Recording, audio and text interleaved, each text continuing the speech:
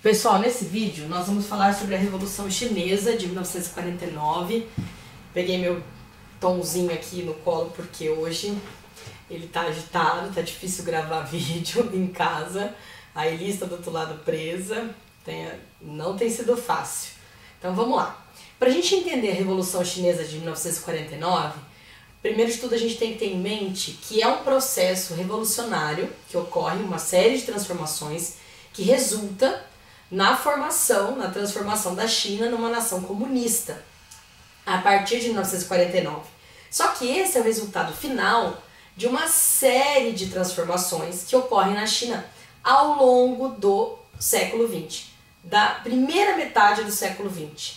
Os historiadores, na maioria, a historiografia tradicional, dividem a Revolução Chinesa em 3 etapas, que começaria com uma revolução em 1911, que é a derrubada da monarquia na China, a dinastia Manchu, ou Manchu, não sei direito a pronúncia, falar bem a verdade. A segunda etapa seria a ascensão do Partido Nacionalista, que ocorre em 1927, e a terceira etapa, a partir de 1949, quando o Partido Comunista consegue subir ao poder na China definitivamente, tá? Então vamos lá, tornando então a China a chamada República Popular da China. No começo do século XX, a China ela era governada por uma dinastia, conforme eu comentei, então era uma monarquia, dinastia Manchu, ou Manchu, que na verdade estava no poder desde o século XVII, 1644, mais ou menos, tá? Então já vinha de um longo período no poder.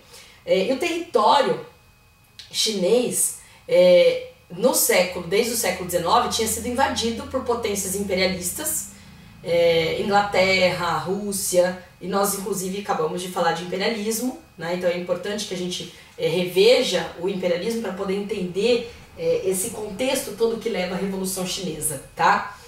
O território então da China tinha sido invadido por potências imperialistas, industrializadas, que haviam criado ali zonas de influência, tá? Gerando então um atraso no desenvolvimento capitalista da China. E esse contexto é que leva a uma série de transformações internas.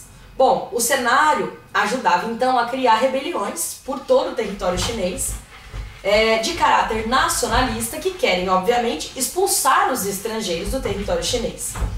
E isso vai levar a uma queda da dinastia Manchu na China, que é a derrubada da monarquia, em 1911.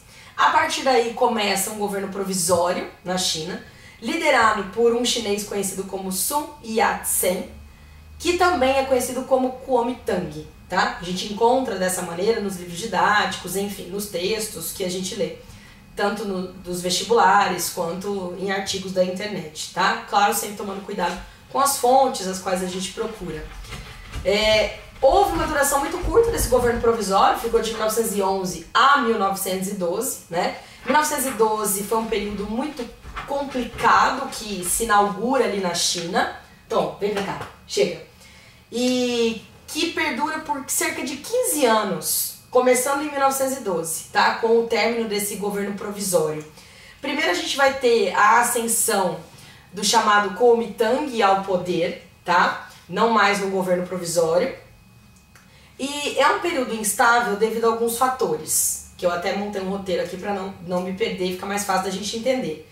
Primeiro, uma série de tentativas de golpe militar no território chinês, uma tentativa de restauração monárquica da dinastia Manchu, separatismo nas províncias, porque havia os senhores da guerra, que eram os militares, disputas por terras, tá? Então esse separatismo também gera instabilidade, e uma continuidade do domínio estrangeiro ainda no território chinês. Então, tudo isso leva a um período muito conturbado que gera uma reação dentro da China, da própria população, um crescimento do movimento nacionalista e, ao mesmo tempo, um crescimento socialista e comunista dentro da China, inspirada desde 1917 pelos movimentos da Revolução Russa, né, os bolcheviques principalmente, tá? 1921 foi fundado na China o Partido Comunista Chinês, e entre os seus principais membros já surge a figura emblemática do Mao Tse Tung, tá? Em 1925, o Kuomintang morre e assume o poder um chinês chamado Chiang Kai-shek. E começa uma luta entre o Chiang Kai-shek e os senhores da guerra, que eram os militares, tá? Que querem então se separar ali desse poder chinês, descontentes com o fato de não terem mais poder político. O comunismo na China, naquele momento, vai se aliar ao Kuomintang num primeiro momento, tá? Só que essa aliança, inclusive, fortalece o comunismo através da força dos trabalhadores. Os trabalhadores vão ganhando força, tanto os trabalhadores urbanos quanto os trabalhadores rurais. Isso vai começar a incomodar quem está no poder. Então o Kuomintang não gosta de ver o povo começar a crescer. Ele teme que o povo tome o poder de alguma maneira. Então ele passa a perseguir o comunismo, ao invés de se aliar. Ele corta essa aliança, ele rompe essa aliança e começa a perseguir esse comunismo e os seguidores, portanto, do movimento comunista, tá? Quando foi em 1927, começa uma guerra civil dentro da China, por isso que a gente fala que é guerra civil, que dividia dois blocos. Um liderado pelo Partido Nacionalista, que era liderado pelo Chiang Kai-shek, e do outro lado o Partido Comunista Chinês, liderado em especial pelo Mao Tse-tung, tá? Naquele momento o Partido Comunista sofre intensas derrotas. Isso sofre também um aumento da repressão nacionalista sobre os comunistas, o que vai gerar algumas reações muito negativas. Essa guerra civil vai de 1927 a 1936, quando o território chinês se vê invadido também pelos japoneses, que aliás já haviam tentado dominar territórios chineses desde 1931, quando houve a guerra pela Manchúria, tá? Que é um dos antecedentes da Segunda Guerra Mundial, inclusive, tá? O Japão também era um país imperialista, inclusive tem um vídeo só sobre a Revolução Meiji no Japão, o Japão no século XIX, que é importante que vocês assistam também, para entender todo esse contexto da época, tá? Diante, então, dessa guerra civil, em que o Partido Comunista sofre intensas derrotas e um aumento cada vez maior da repressão, a reação é que eles fujam. Eles fogem da pressão das cidades para os campos. Eles quem? Os comunistas, tá? A famosa Longa Marcha de outubro de 1934 a novembro de 1935, tá? As lideranças comunistas vão para os campos para se recuperarem dessas derrotas. Ocorre ali em 1937 novamente uma guerra entre Japão e China, que fica conhecida como a Guerra Sino-Japonesa, tá? Que faz com que o Partido Nacionalista e o Partido Comunista internamente façam um acordo de paz diante dessa invasão do Japão, para tentar se fortalecerem contra a invasão japonesa.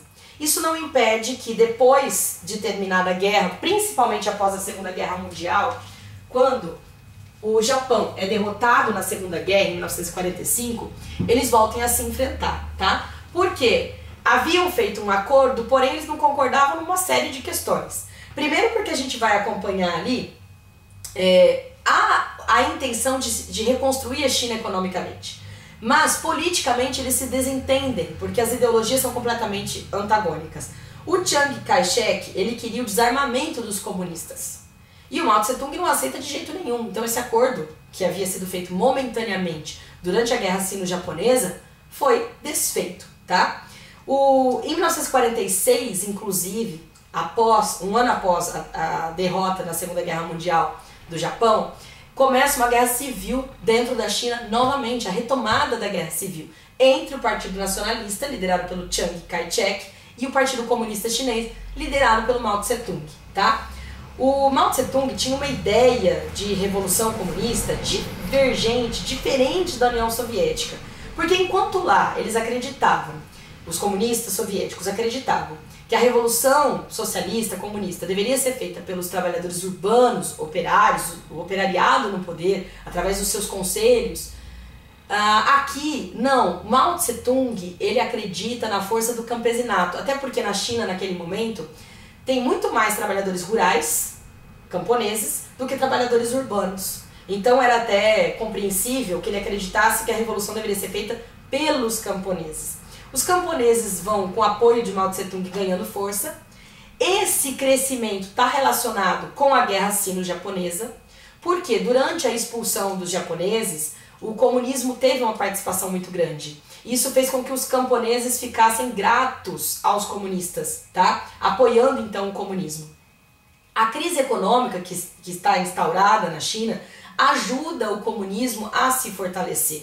E quando foi em 1948, o controle do país estava quase que total na mão dos comunistas, liderados pelo Mao Tse-tung. Tanto que os nacionalistas fogem, dessa vez são eles que fogem, inclusive, né, fogem das grandes cidades, principalmente para Taiwan, para a região de Taiwan. E quando foi dia 1º de outubro de 1949, os comunistas conseguem definitivamente, liderados por Mao Tse-tung, tomar o poder na China e declarar a China, a partir daquele momento, República Popular da China. O Partido Comunista Chinês toma o poder definitivamente na China, tá bom? Tentei fazer um apanhado geral, acho que não ficou tão complicado, me perdoem aí o mau jeito, né? Às vezes não tem como, o bichinho chora, também eu fico com dó. Mas qualquer coisa vocês me mandam mensagem e a gente vai trocando algumas informações. Eu tentei fazer da maneira mais objetiva possível, tá? Acredito que tenha ficado claro, mas qualquer dúvida vocês me enviem, inclusive por e-mail, tá bom? Bons estudos para vocês!